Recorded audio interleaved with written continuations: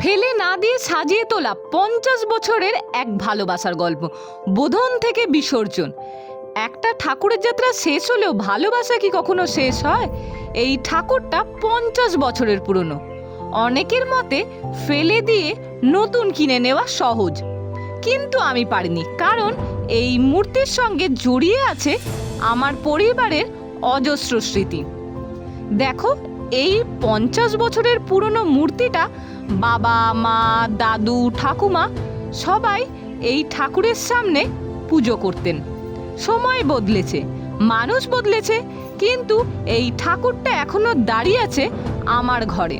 অনেকে বলেছিল এত পুরনো, ফেলে দে, নতুন একটা নিয়ে নে।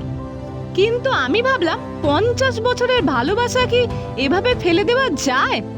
তাই আমি সিদ্ধান্ত নিলাম এই পুরনো ঠাকুরটাকে নতুন করে সাজাবো, যেন আবার মা ফিরে আসে নতুন রূপে।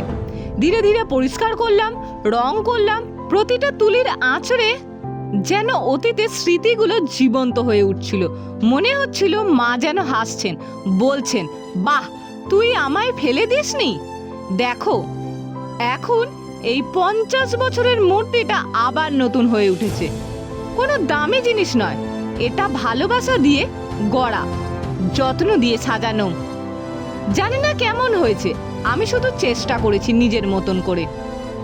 তোমরা যদি আমার এই 50 বছরের ঠাকুরটাকে নতুন করে সাজানোর চেষ্টা ভালো লেগে থাকে, তাহলে কমেন্টে জানিও কেমন লাগলো। আর চাইলে তুমি বুকিং করতে পারো। আর এমন ভিডিও দেখতে চাইলে অবশ্যই ফলো করে রেখো, কারণ আমি বিশ্বাস করি ফেলে দেওয়া সহজ, কিন্তু ভালোবেসে সাজানোটা সেটাই আসল ভক্তি।